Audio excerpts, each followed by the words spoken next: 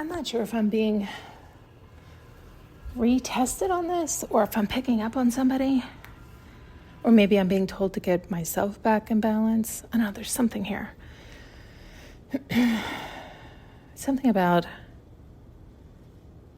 it's something about speeding up, and it's also about our own perceptions. Oh, they were using the example of like, I know I end up being long-winded, or sometimes I feel like I'm talking too slow. Even on here, I'll tend to pick up pace faster than I choose to pick up pace, but I don't want to annoy others, right? To take too long to spit it out.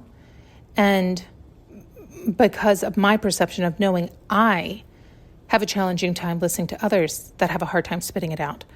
And I can't stay as engaged as long. But I know that's part of who I am, and it takes me a minute to ramp up. If you are a listener and who do tend to listen all the way through, you probably have noticed that about me, that it's really hard for me to get going. But then once I get going, I get going. And so in an attempt not to annoy myself or others, I have found, because of that, it's like that misconception or that worry. It's almost like a people-pleasing tendency. It's something right there where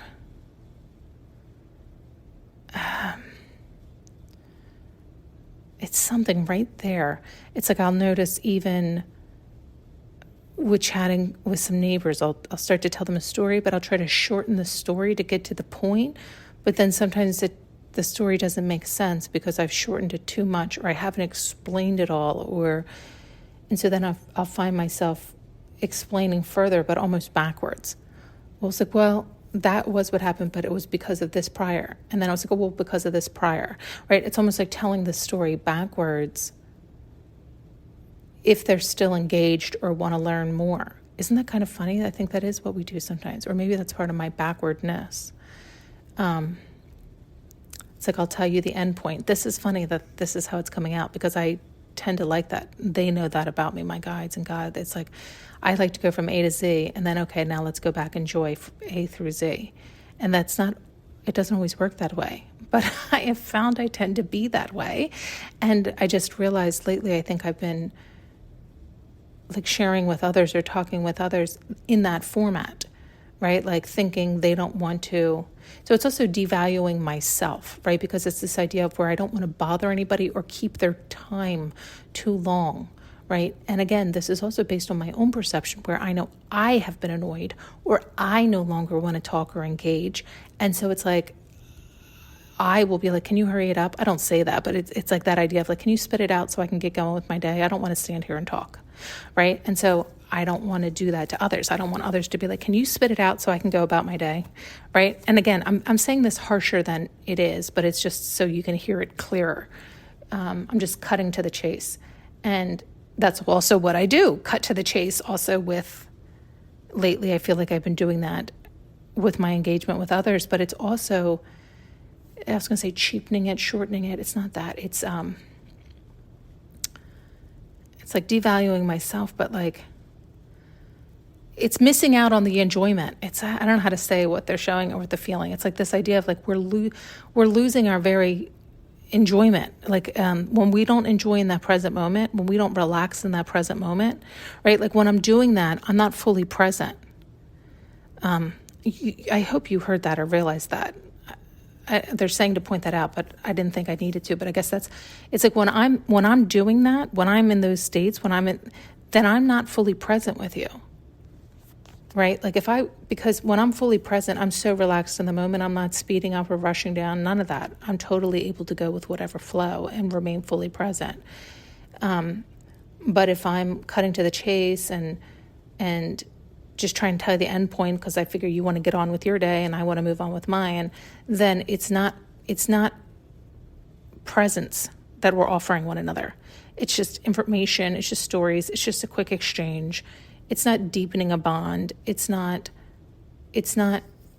doing much of anything.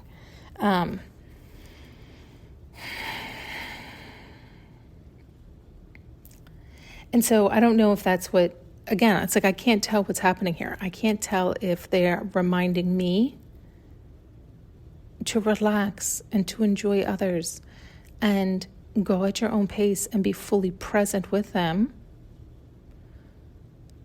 And if they want to rush off, they can. If it takes me longer to tell the story or explain, like, in other words, just be you. Just relax into that present. I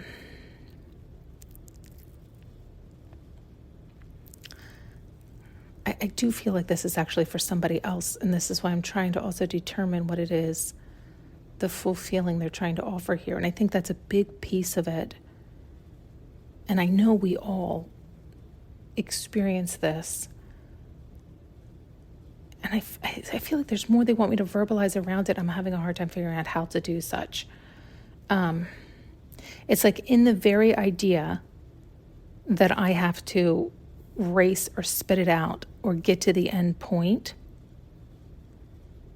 in that very first thought of that, I've left the present moment. And I'm worried about others' time and energy, and also how, I was going to say how they perceive me, but I don't know that I necessarily care. I think it's actually selfish still, in that, what is it? There's something right there that I'm not seeing or hearing. It's like, so when I'm racing to spit it out, or I'm trying, it's like I don't want to annoy them, which is undervaluing me. It's like saying that I would be annoying if I took my time or I engaged with my full presence. Something more right there.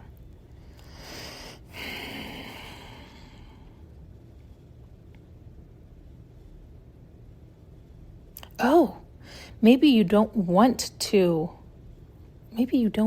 bond.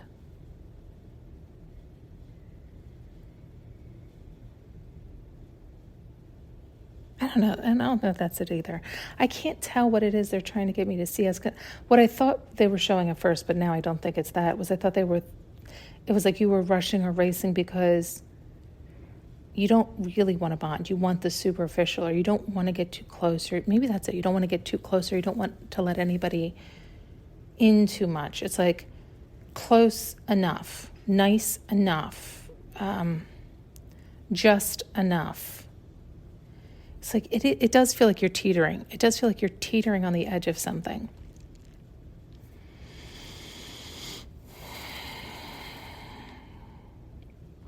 Maybe it's simply that, teetering back into the unknown, jumping into the unknown, which means it's going to be uncomfortable. It's going to be uncomfortable to have to take your time to explain, to figure it out, to discuss, to indulge in the full present moment, to indulge in the full story,